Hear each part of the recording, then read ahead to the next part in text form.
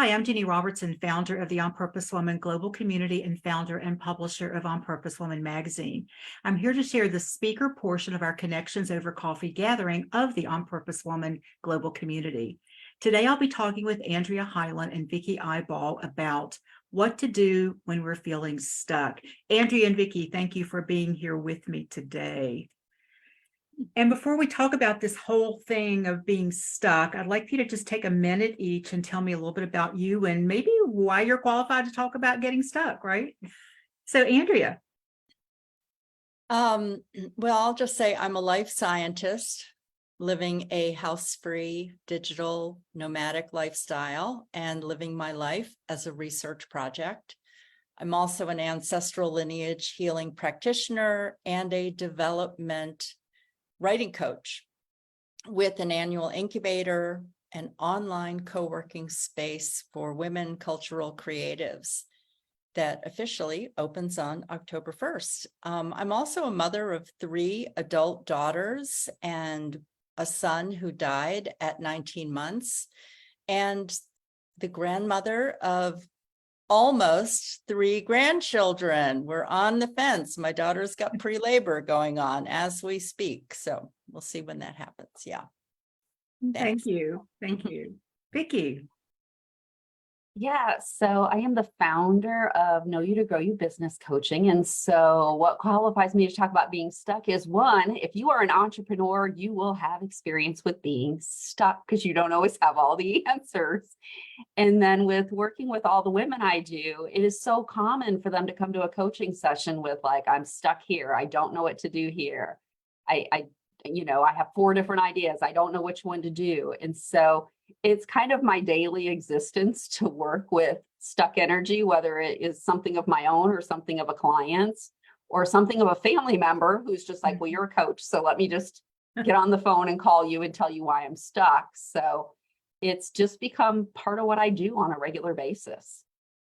Thank you for that. And, you were both in breakout rooms with other women who are here today with us, talking about how do they know when they're stuck. Did you hear anything interesting, or do you have anything to add from your own life of how do you know when you're stuck? Because it's not always conscious, is it? So, Vicki, Yeah, you go first. a couple people brought up that they find themselves like seeking out distraction, whether that's, going to the refrigerator or just like trying to distract themselves with something else. Something I see in my clients is when they're feeling stuck, they pull out the phone and they start the social media scroll because it feels like they're doing something, but really they're trying to almost soothe themselves from the discomfort of being stuck by redirecting the energy towards something that feels purposeful, even though maybe it's not. However, sometimes they find the answer when they scroll. So maybe it is sometimes. You never know. I guess the point is, moderation, right? To actually be conscious of what is it that I'm doing here? Because I know for me, it's like I do anything but whatever I'm feeling stuck on. Even if I know what it is, it's like, okay, and distraction is a great word. Surf the kitchen, or graze the kitchen, as they say, or do the social media or take a nap. And sometimes those things are necessary too. So we have to remember not to punish ourselves or beat ourselves up for that, but yet to not take it on to too great a limit there, too great a, not to spend all of our time doing that. Yeah. Andrea, what do you want to add? Well, I'm going to take a little different turn about it. And it is what we did end up discussing in our group, that what we call as being stuck is not a bad thing, that actually it's some kind of sign that we need a pause, we need to review. And one example I used is that it's an opportunity for something when that kind of stuck thing comes up. The example I use is if the house is on fire, that's not the time to go out and buy a smoke detector. So actually, if you start to prepare yourself for those times when you are stuck by having a stronger system, I see stuckness as I need to empty and I need to fill the well. And those were examples that were coming up in our group, was that people were talking about deciding that they were going to go ask a different question or go research something. Sometimes it led to actually going and studying something. It was those places where so stuck is a sign that there's an adjustment that's needed of some sort. And so let's take the shame out of it. We'll just, that came up because of Lilia's article in OPW magazine. Like, there's no shame in being stuck. It's actually part of the process of creating. Yeah. Thank you for that. I do love that. And I agree with that as well. And I think that what Vicki and I were probably talking about too, but I know for me, I'll just speak for me right now, is when I was totally unconscious that I was even stuck. So it's that doing anything but what's really back there. And so, Andrea, I'm going to start with you. How do we become more conscious that what's going on is that something is up, like you said, that something is up and we need to make a change or step back or do some research or ask for support? How do we become like more schooled and not more schooled, more, what's the word I'm looking for? Skilled in noticing? Well, there's two things. One, I highly recommend that everyone just starts creating pause in their day, whether it's a walk in nature, a nap, dancing, like get into a practice. That's what I meant about the smoke detector, like get the smoke detector now, like do some things to actually build some kind of support for yourself where you're used to pausing, where you're used to checking in with yourself, like those pauses, because so if you have a practice where you're noticing what it feels like to pause, then the hope is that you would notice when you're spiraling. You would notice when, oh, I feel like I have to get this done right now. It's like, is that true? Do you really have a deadline? Or is it, I mean, everyone in this group has their own businesses or books or, things. It's like you are the master of your destiny. So make your, what is really a deadline? Like today was a deadline to show up here and be on the panel. There's a lot of things in my day that are my own deadlines. So if you create time for pausing and checking within, then you're going to start noticing when you're spiraling, when you're beating yourself up, you're not talking to yourself with kindness, those things. Anyway. Thank you, Andrea. Vicki, what do you want to add? Yeah. And so I love where Andrea went with that, with, kind of building in the pause, because I think that having a practice where you just kind of check in and just go, okay, what's going on? For me, because I am a business coach, like one of the things I have is my planner. And so one of my first clues that I'm stuck is if a task is moving from week to week. If that same task is moving from week to week, it is my awareness, like, okay, there's something going on there. Like, what's going on there? So sometimes, like, if it's kind of subconsciously blocked, it's not in my highest awareness where I'm just immediately going, oh my gosh, I'm so stuck. I can't figure out like how to answer this email or something more immediate that's smaller.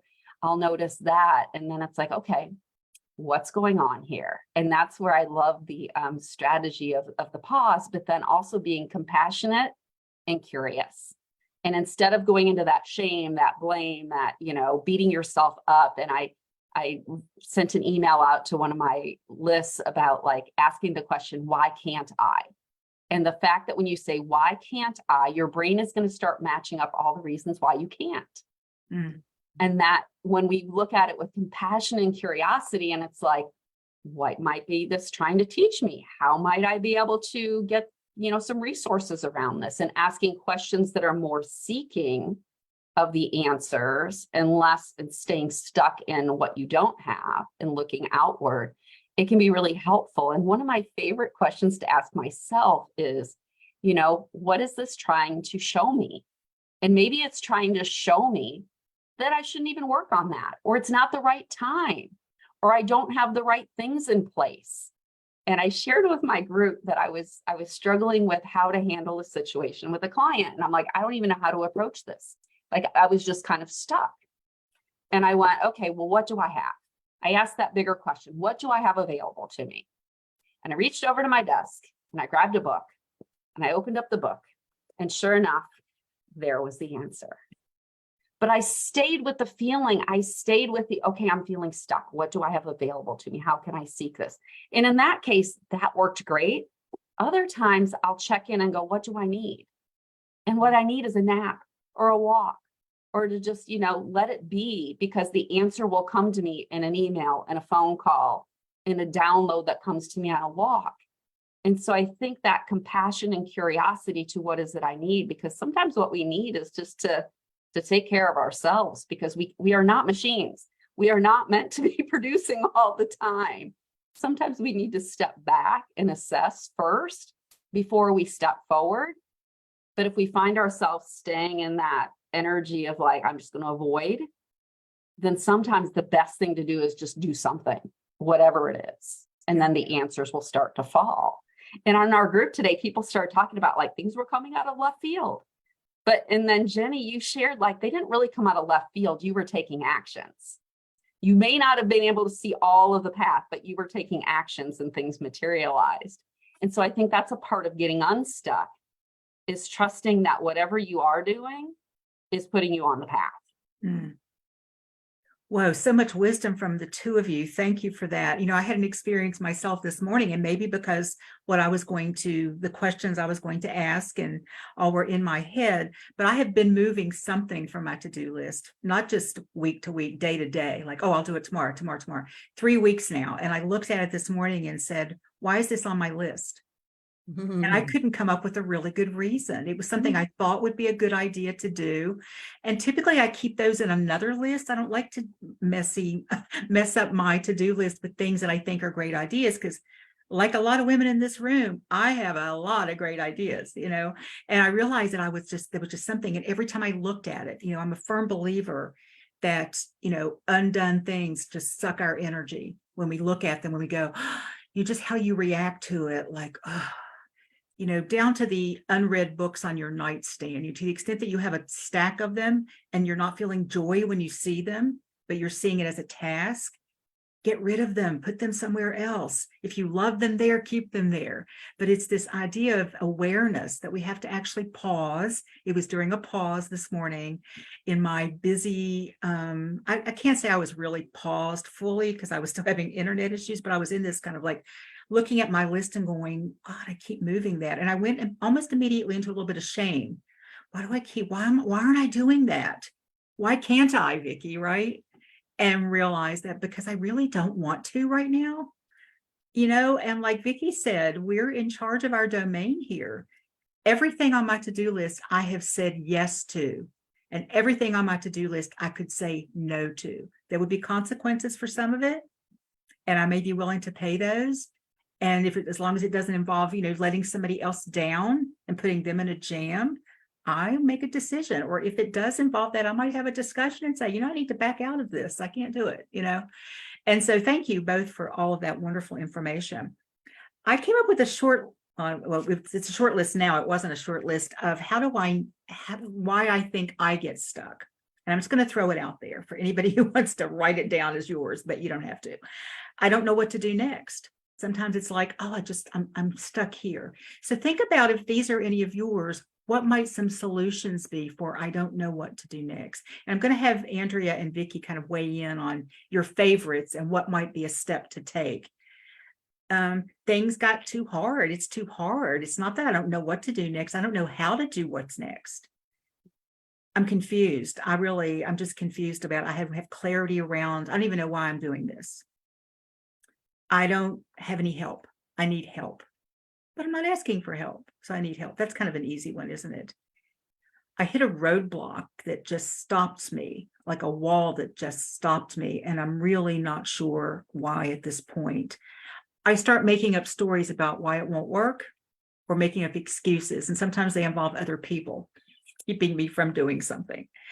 And sometimes I've moved too fast. Anybody ever had that experience where I took a giant leap out of my comfort zone, went a little bit too far, got scared, fell back into the comfort zone, down lower than I was before I leapt out? I don't know if that makes sense or not. And also unrealistic expectations of what I can possibly accomplish. And that's probably that's my biggest one. And a lot of these I've tackled and they come up sometimes, but my biggest one is I have unrealistic expectations, not about what I can accomplish, but about what's realistic in my day, if I have a life in addition to. So Andrea, what do you want to say about any of this stuff? Oh my gosh, there's so much there. Let me see what just I guess the thing that's just popping up for me that's different from what you said and yet related is that sometimes I really do have a deadline. Mhm. And in the incubator, I write like a 500 to 1,000 word thing every day that I've researched or that I'm exploring. And sometimes it's the evening and I'm going to post it and I am just stuck. And the way that I have practices to disrupt the pattern. And so disrupting means I'm using a timer. Disrupting is I'm counting. I am, sometimes I'll actually turn, people are like, might judge me on this, but I'm telling you, this one really works, is that I'll put something on a streaming service like Netflix, and I'll be like, I can watch this for 5 minutes. And I just turn all of my attention on this thing. And then when the timer goes off, I'm like, okay, write for 5 minutes. And it might be that I'm actually just sitting there reading what I'm writing. So, okay, get on, watch Netflix for 5 minutes. And I'll do this like disrupting thing. So that's one of my answers to your, I don't know what to do next, which can be a big thing, but it also can be, I have a deadline and I cannot go to bed tonight until I have finished this thing. How am I going to disrupt? So creating systems, knowing yourself, creating systems for support to disrupt. And then I don't know what to do next. Might be that I actually step away for a period of time. And it could be a day. It could be that I go and, whatever, go play with my grandchild or go for a walk on the beach, something, and just put it aside. If it doesn't have a deadline, it's like just put everything aside and free my mind. Yeah. So those are some of the things that first come from Thank your you. long, deep list there. I think pattern disruption, acknowledging that there's a pattern going on, that, it's not the first time I've seen myself do this thing, and just doing anything. I'm a huge fan of timers. Start something. It's hard. I don't know how to start. Well, then set a timer for 10 minutes and do something. Yeah. And it's so often that once I get, especially in writing, once I get into it, there's a flow that starts, or if I'm creating anything like a new talk or anything, all of a sudden the flow starts. I may not even use what I write, but it gets me started into writing something else. So thank you so much for that. But I also count, and I count maybe in a different way. Let's say my office has gotten untidy. I love a tidy office. I'll say, okay, I'm going to set the timer for 10 minutes, or I'm going to move 50 things in my office. They could be one piece of paper is one thing. Yep. And when I finish those 50 things, I'm done. Putting away a pen in a holder is one thing. And it's fun for me. It's kind of like, I don't know, some people told me it's kind of like savant stuff, the counting and all. And so maybe I have some of that in my brain. I don't know, but I get so inspired by it. And then at the end of 50, see, the beauty about the timer and the counting is you get to go on if you want. You can keep going, or you can stop. And sometimes I'm going, wow, look at the difference 50 little tiny things made. I'm going to go for another 50, or I'm going to set my timer now. So Vicki, what do you want to add to this? Yeah, so I tend to like to go to asking a different question. And so, if it's like I don't know what to do next, I don't know how, I don't have clarity. It's like, where might I find it? Where might I find the answer? Where might this be? What is it I need most right now to help move me into this direction? And sometimes it's a walk. It's we all have this intuitive power that we don't necessarily tap into. And so sometimes I'll just walk out the door and I'll be like, okay, I'm going to take a walk, and I'll feel what do I need? Do I need to listen to music? Do I need to absorb nature? Do I need to listen to a podcast? And Sometimes I'll just scroll through the podcast and I'll just randomly stop on one. I'm like, okay, there's a message there. And I'll just trust that the message, the answer is there. Just like picking up the book. It's like, sometimes the stuff is there and we just have to like divert, like Andrea was saying, just kind of like disrupt the pattern we're in and then look for the answer somewhere else. And to just trust that if it's meant to be there, it's going to be there. But truly to understand that sometimes if it's like, I don't know what to do next, it truly may be that the next step is not meant to happen that day, and trying to force something to happen that's not on time, unless it's absolutely due. It may be like, you know what, I'm meant to sleep on this. I'm meant to come back to it tomorrow. The answer is going to be in the newspaper or on TV in the morning while I'm watching the news. And to just trust that it is there and that we will find it because it's meant to be there for us. Thank you. Thank you both for such great wisdom. And, it sounds like it comes down to a lot of, well, first releasing any shame around it, because we can never go to solution if we're in shame. Mhm. Shame and joy cannot reside in the same space, or shame and creativity. I don't think any of that stuff can happen. But also to trust ourselves that we know the answer, but we can't know it without the pause. We can't know it without asking the questions. One question that I'm not a Dr. Phil fan at all, but I did watch him back in the early days. And he used to say to people when they'd say, I don't know, he goes, well, if you did know, what would the answer be? And I think that's a great question. If I did know, what would it be? Something might pop up, something might not.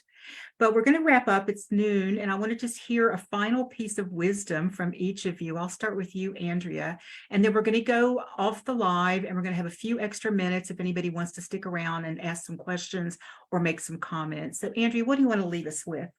I want to say that I have an incredible toolbox available to me. And that toolbox came from working with coaches, from coming to OPW meetings, from I always have people who I am processing something out loud with.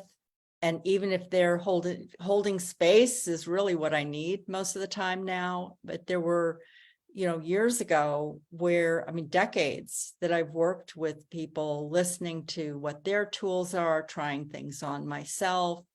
So this didn't just come from sitting around one afternoon. This is a toolbox that's been built for decades. And if it wasn't for the support that I had, I don't know that I would have come up with a lot of these myself. But then knowing yourself in that process, you start to know what works, or somebody's idea that's like, oh, that's great. And then you try it and you're like, that one's not working for me, and coming up with something else or asking them for other things. So yeah, get support. This is not something that you have to do on your own.